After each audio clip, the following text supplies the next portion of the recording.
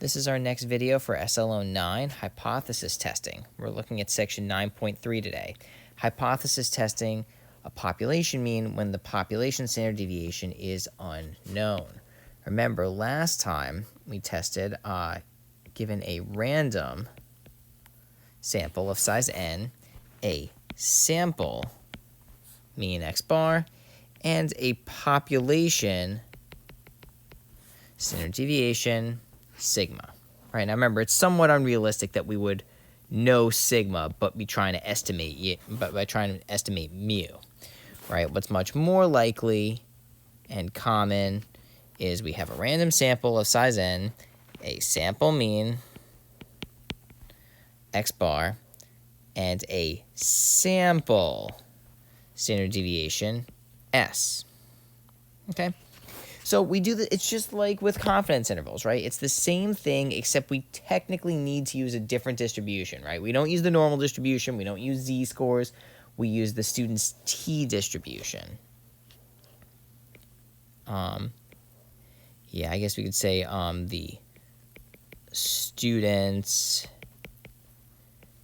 t value.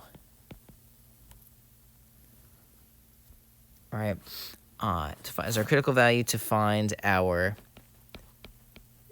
p-value instead of using z-scores.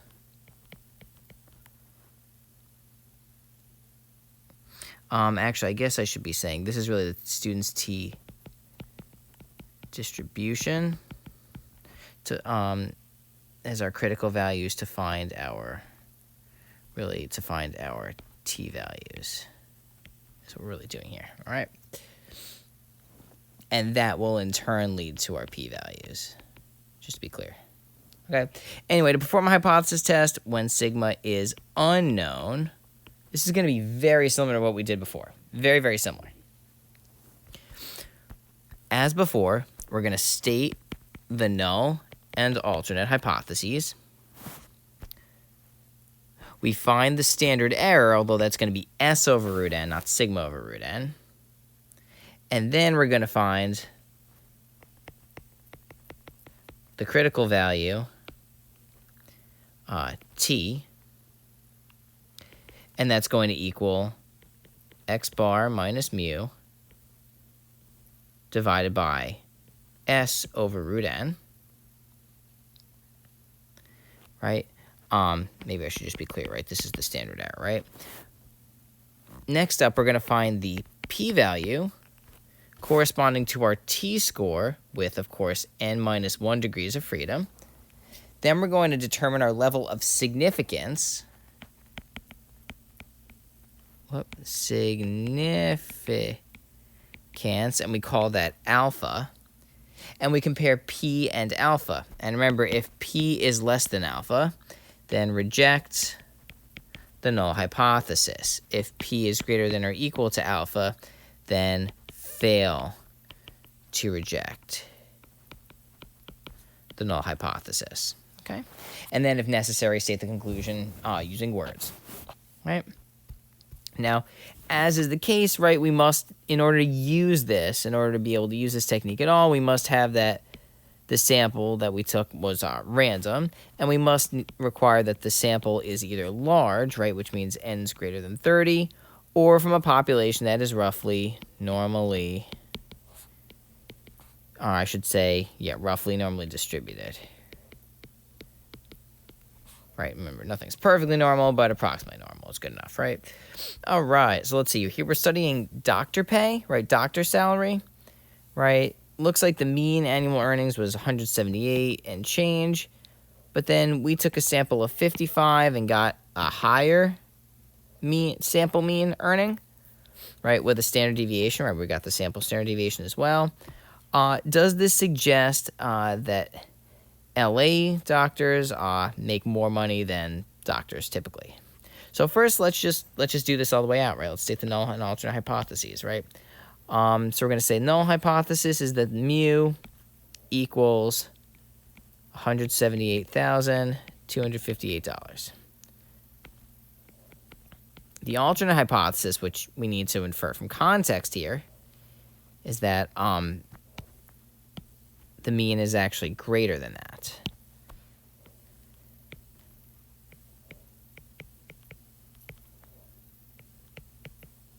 All right, see where I'm getting greater from? Very important to be able to infer that from the problem, right? Now, to compute the value of the t-statistic, we're going to state our conclusion. Now, by the way, sometimes the book might ask you to calculate the value of the t-statistic. We're only ever going to do that for the purposes of finding the p-value, okay? So let's see. In this case, we're going to do it, right? T is going to equal 192,340 minus our population mean all over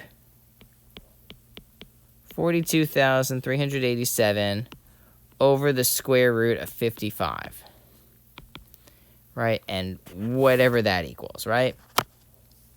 Now, let's see what that gives us. Well, the way I'm going to do this is I'm just going to go into Minitab, right? Well, I don't seem to have Minitab open. Let's get that open. Yep.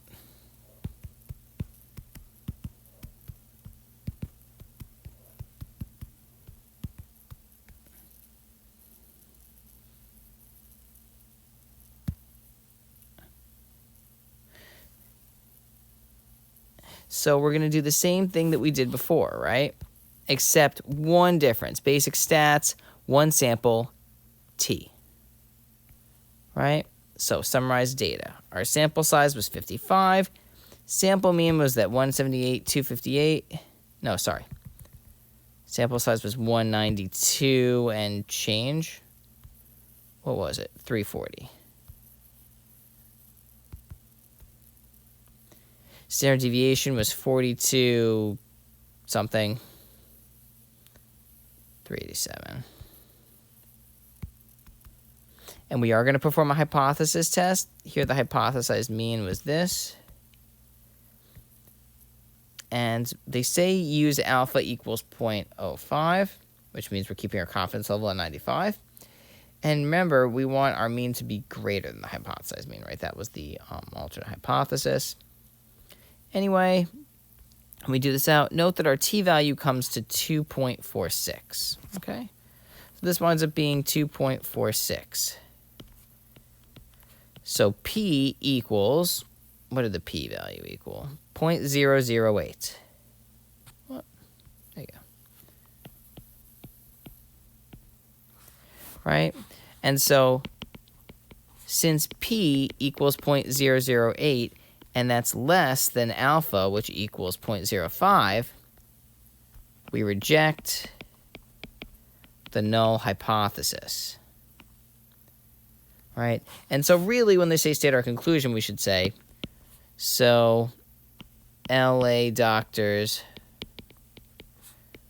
appear to make more money than the average U.S. doctor. All right, that's what we say. All right. Yeah, so there's that. Now here's a question. Would our conclusion have changed if we'd made our significance level 0.01? No.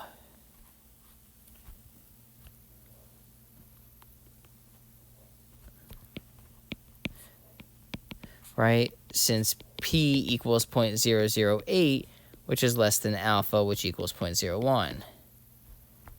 But here,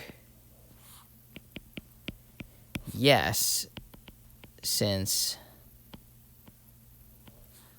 p equals 0.008, which is greater than or equal to alpha, which equals 0.005. Okay. Right? So in the red case, we would have failed to reject the null hypothesis. But that's at a pretty small significance level. Right? Right, so again, note that our problem-solving process using Minitab is the same as before, except we selected one sample T instead of one sample Z, okay? So which situation is more realistic? Well, sigma unknown is more realistic because we don't know mu either. And sigma depends on mu. Right? So if you didn't know mu, then how could you know something that depended on mu, right? Again, we've been talking about this since chapter 8, right? Okay. Now, let's do another example. I won't use Minitab in this just so you can see how we would use the charts in the book, okay? So anyway, we've got a FICO credit score, blah, blah, blah. Scores 720 is good. Colin wants to determine whether the mean FICO score is lower than the cutoff of 720. So I'm just going to highlight stuff that I think is important, right? We say lower than 720. Random sample of 100 people. Mean of 703. Standard deviation 92. And then they want to say, is it less than 720? Okay? So let's go through the whole thing, right? The null hypothesis is that the mean FICO score equals 720. The alternate hypothesis is that the mean is less than 720. Okay? So at this point, we would say, I'll say note that n equals 100. And so then I guess the standard error is going to equal sigma over S over root n, which is 92 over the square root of 100, which is 9.2. Right? 9.2, okay? So our test statistic T is going to equal 703 minus 720 all over 9.2. Right? And that's going to be negative 17 over 9.2. Looks to be a little bit bigger than negative 2, but let's see what it is exactly. Negative 17 divided by 9.2. Negative 1.85. Okay. Awesome.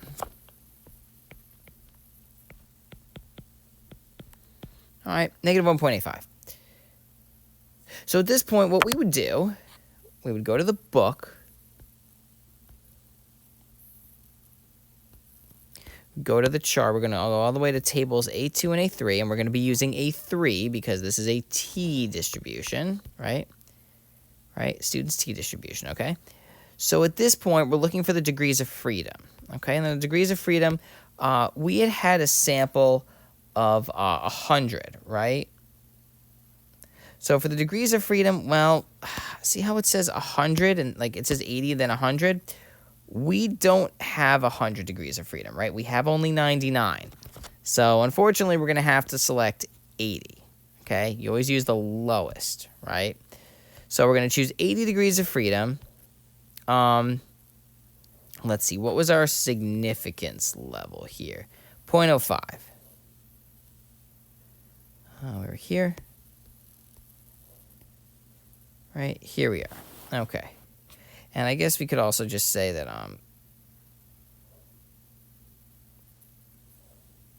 here's our confidence level, right? If our confidence level is 95, then we're going to be using this, right? So 1.990.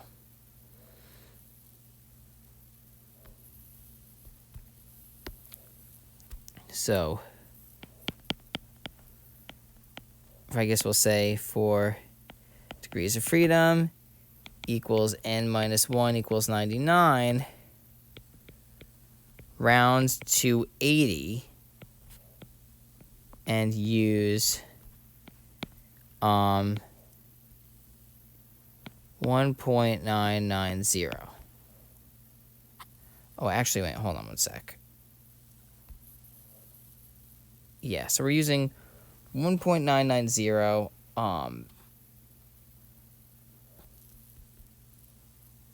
Yeah, so actually, let me back that up for 1 second. We notice we got a t statistic. Let me back that up for a second, actually. Screw the 1.990.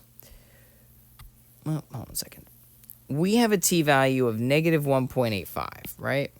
Okay. So we want to find a value between... Yeah, we want to find the two values that are sort of bounding 1.85, right? So if we go over here, right, we see that we've got these two values, right? And if we go up, well, we see that this corresponds to the area in the right tail, 0.05 to 0.025. Right? 0.05 to 0.025.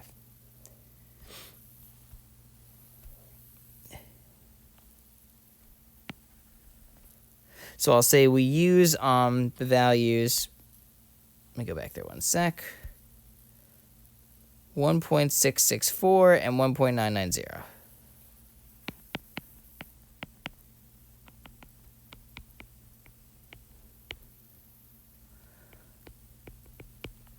Which correspond to P is between 0.025 and 0.05. Right? So in this case, P is less than 0.05. So reject the null hypothesis. Right? So what does this mean? So it looks like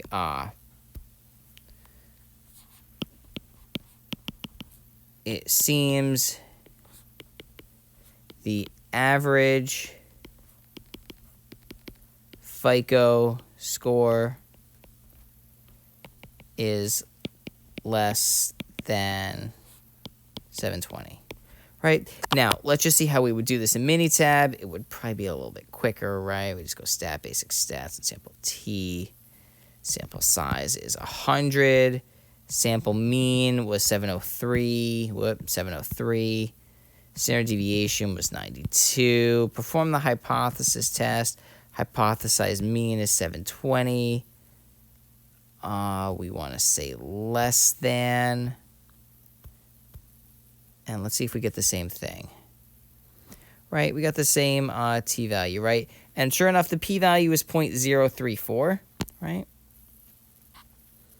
So let's just write that. I don't even need to write it. But using Minitab, we would sure enough get that. Yeah, I'll write it over here. What? Right over here. What?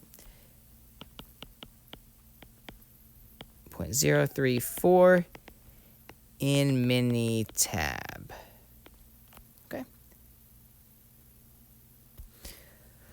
All right, so that's how you would do it with the chart or with Minitab. Now, here's the relationship between confidence intervals and hypothesis test. We reject H naught if and only if, or I should say, if and only if mu is outside the confidence interval x bar minus the margin of error to x bar plus the margin of error. And we fail to reject the null hypothesis if and only if mu is inside the same confidence interval.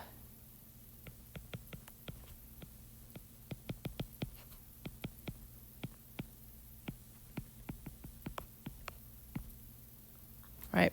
So, for example, this is just a quick little illustration, right? If we ever have our point estimate here, and this is the point estimate minus the margin of error, and this is the point estimate plus the margin of error, right? Pretend those are the same length.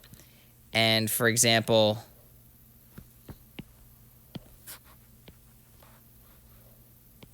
mu is over there. Then we reject the null hypothesis. On the other hand, if we have a situation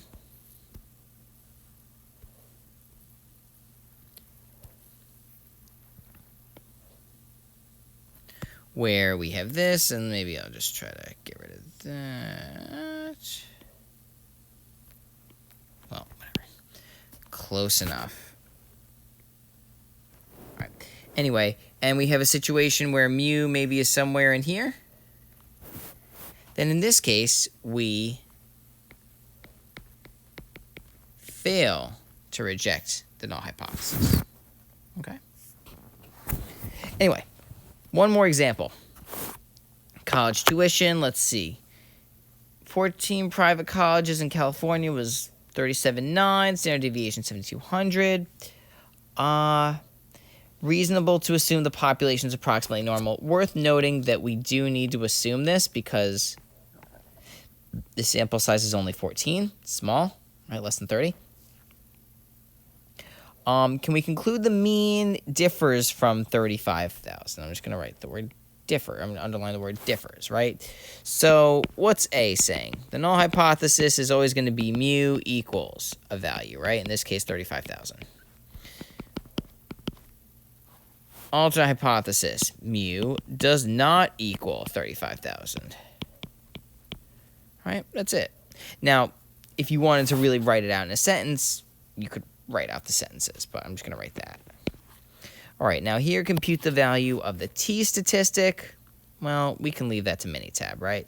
But just to be clear what we're doing, t is going to equal 37.9 minus 35,000 divided by 7,200 over the square root of 14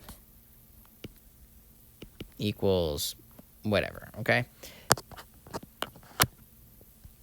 Let's see what Minitab is going to give us. I'm actually going to just put it right next to here just so we can see.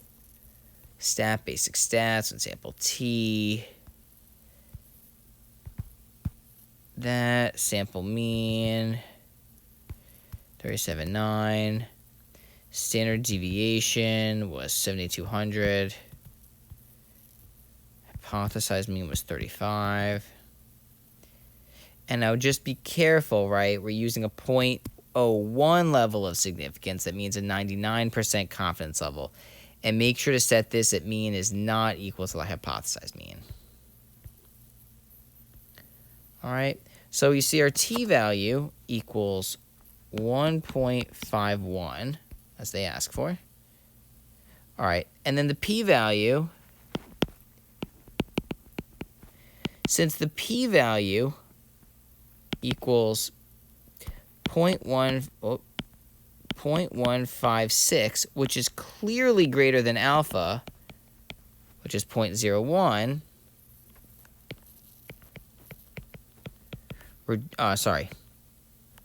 fail to reject the null hypothesis. Make it a little smaller, right? So there's not enough evidence to suggest